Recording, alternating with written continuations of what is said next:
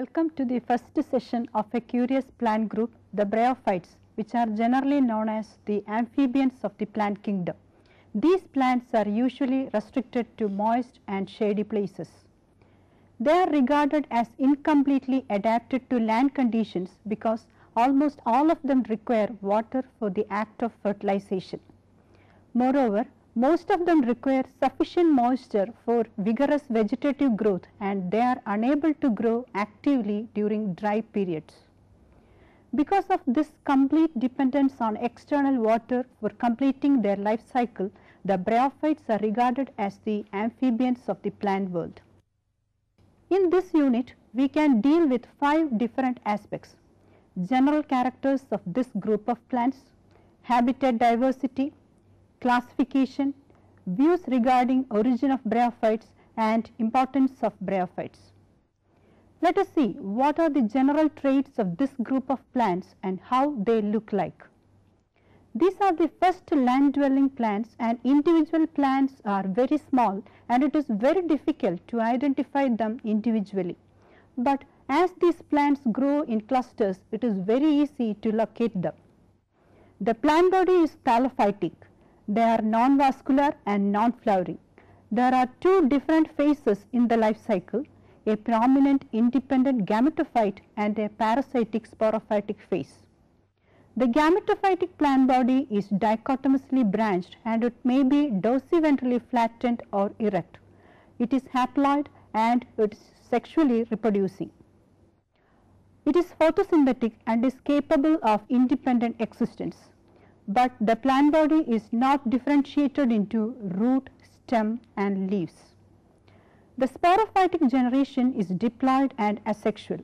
It is formed from zygote and it is dependent on gametophyte. The sporophyte consists of 3 different parts: fruit, seta and capsule.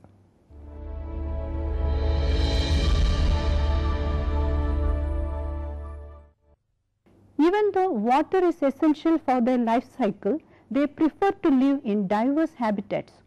So, let us have a look at the habitat diversity in which bryophytes are generally seen.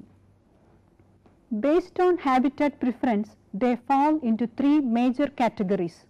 They may be epiphytic, terrestrial or aquatic. The epiphytic forms can be seen on buttresses of trees, lower part of trunk, branches and twigs, living and dead leaves, and dead and decomposing woods. The terrestrial forms can be seen in soil cuttings on roadsides, forest floor and grasslands, on rocky patches or even on termite mounds. Exclusive aquatic forms are rare and is represented by species like Rixia fluitans.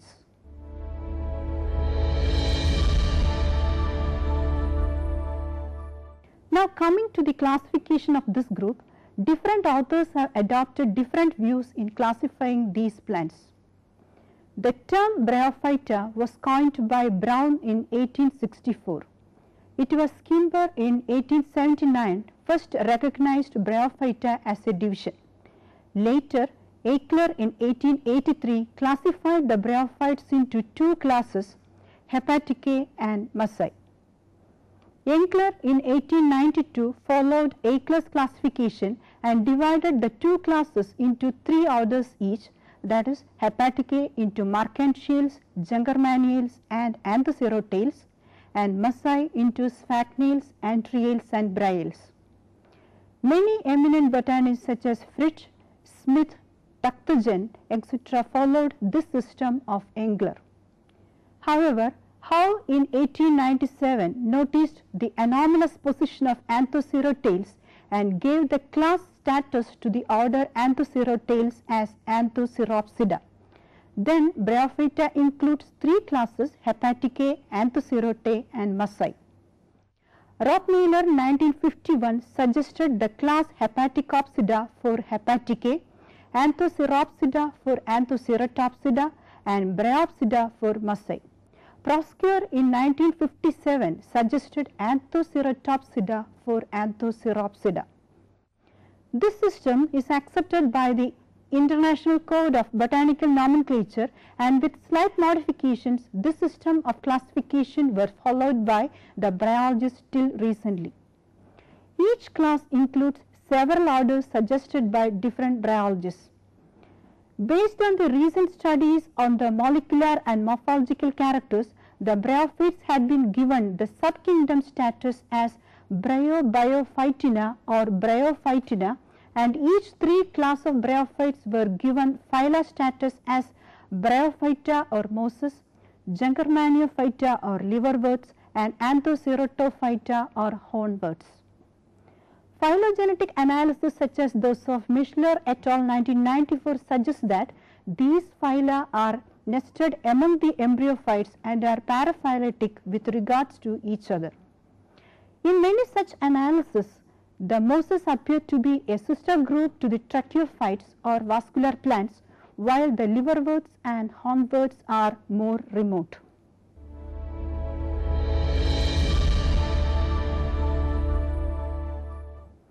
Well, now we can have a look at how these plants might have been originated and what are the different views regarding the origin of Bryophyta.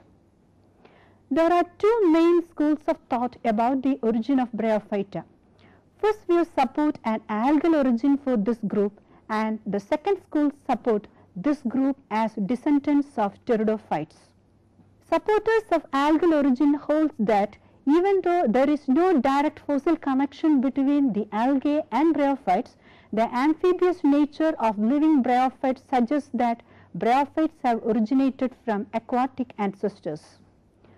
Two different theories have been put forward to explain the origin of first land plants from aquatic ancestors. According to antithetic theory, land plants arose from an algal ancestor with a haplobiontic life cycle composed of heteromorphic phases, a multicellular gametophyte and a unicellular sporophyte. But homologous theory states that origin of land plants may be from an ancestor with isomorphic gametophyte and sporophyte, which might have been undergone two divergent lines of evolution with variant dominant phases. Among the aquatic plants, bryophytes resemble the green algae in many features. Both groups share similar photosynthetic pigments and have starch as a metabolic product. According to Fitch 1945, Chaetophorales coming under chlorophysian algae retains the germs for the origin of bryophytes. According to him, in Bryopsida, both parts of heterotrichous algal ancestor have persisted in the gametophytic phase. The filamentous protonema is equivalent to the prostrate region and the leafy moss plant is equivalent of the erect region. Recent observations on the fully developed protonema of a large number of Bryidae possess a well-developed heterotrichous habit, and it supports the Chaetophoralian origin for bryophytes. Supporters of pteridophytean origin states that bryophytes might have been originated from simplest sporophytes of xylophytes, which were rootless, leafless, dichotomously branched and with the terminal sporangia. In addition, there is a similarity between the sporangia of some genera of xylophytales like Horneophyton and Sporogonitis with the capsules of bryophytes such as Anthocerotales, Sphagnum and Andrea. But xylophytales differ from the bryophytes in the physiological independence of the sporophyte, in the continued apical growth and in the presence of a rudimentary type of vascular tissue. The remarkable similarity in the sporangia has led some botanists to suggest that bryophytes, especially Anthoceratopsida, might have been originated from pteridophytes by reduction. But recent morphological cladistic analysis shows that the group bryophytes appears not to be monophyletic. Instead, the mosses seem to be more closely related to the vascular plants than to the hornworts or liverworts. Even more recent molecular cladistic analysis confirm the non-monophyly of the bryophytes and the relatively basal position of the liverworts, although the precise interrelationships of the mosses, hornworts and tracheophytes remain problematic.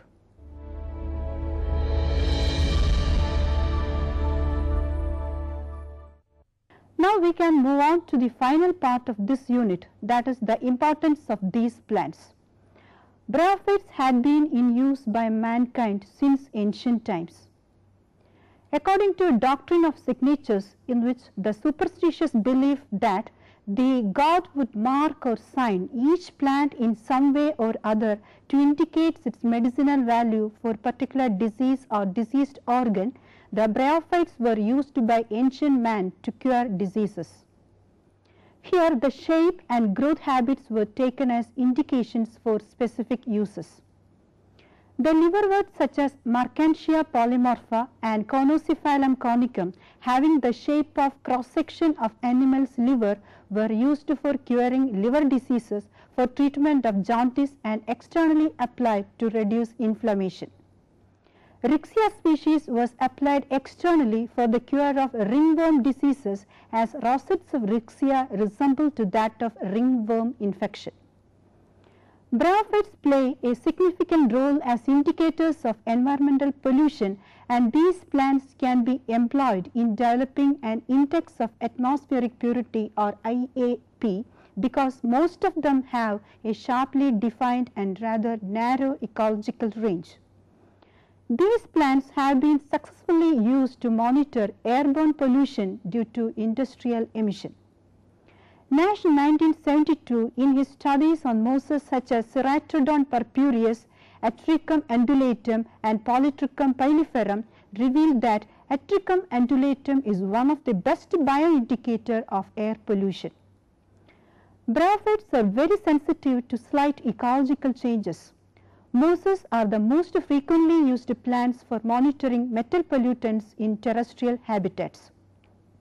Scapania undulata, Fontinalis antipyretica, Jungermannia volcanicola, etc. are quite useful in monitoring heavy metal pollution. Certain species of bryophytes have also been reported to grow on particular mineral deposits. Copper mosses such as Melicoferia elongata, Scopuliphylla lingulata and Scopuliphylla cataractae prefer to grow in very high concentrations of copper, sulfur and heavy metals. Due to this property, bryophytes can be used as tools for geological prospecting. In addition, bryophytes play a tremendous ecological role in soil and rock binding, in nitrogen fixation, as substratum for higher plants, and also protective means for birds' nest as well as for invertebrates' hideouts. Now coming to the medicinal value of this group. It is the least studied area, and exploring the phytochemical constituents in bryophytes can reveal molecules with the medicinal value. The information available in this aspect is meager, and mosses like Philanotis, Bryum and Neem are used for relief in pain of burn. Polytrichum commune, commonly known as hair cap moss, is boiled to make a tea for treating common cold. The extracted oil from this species is also used for beautifying the hair.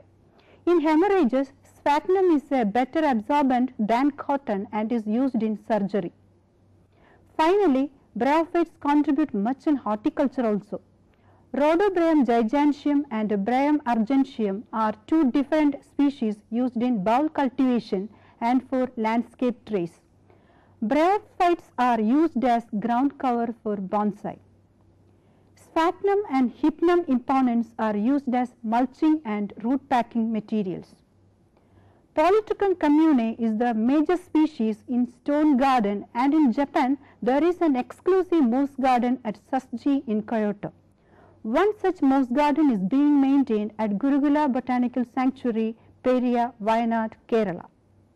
So in this unit we had a discussion on the general characters of bryophytes, the amphibians of the plant kingdom, their diversified habitats, and how these plants are classified by different authors. Later, we had a discussion on the different views on the origin of bryophytes, and now how molecular evidences support the different views on origin. Finally, we had surveyed the importance of this group of plants. Now, you can try to answer the following questions. Why bryophytes are called amphibians of the plant kingdom? What are the general traits of bryophytes? how bryophytes are classified by different authors. Give an account on the habitat diversity exhibited by bryophytes. How bryophytes are economically important. How bryophytes are useful as ecological indicators. What are the different concepts on origin of bryophytes? So, you can refer the following literature in order to get more information in this regard. Biology of Bryophytes by Chopra and Kumar, published by Wiley Eastern Limited, New Delhi, 1988. An Introduction to Bryophyta by Parihar N.S. by Central Book Depot, Allahabad, 1965. Bryophyte Biology by Shaw and Goffinet, published by Cambridge University Press, 2000. Cryptogamic Botany, Volume 2, Bryophytes and Pteridophytes by Smith G.M., published by McGraw-Hill Book Company, London, 1938. The Morphology of Bryophytes by Spawn K.R., published by Hutchinson University Library, London, 1967. Bryophyta by Vasishta B.R., published by S. Chantanko, New Delhi. The Structure and Life of Bryophytes by Watson E.V., published by Hutchinson University Library, London, in 1971. College Botany, Volume 2 by Ganguly and Kerr, published by New Central Book Agency, Calcutta. So, we will conclude this topic here, and we will be back with a new topic in the next session. Take care.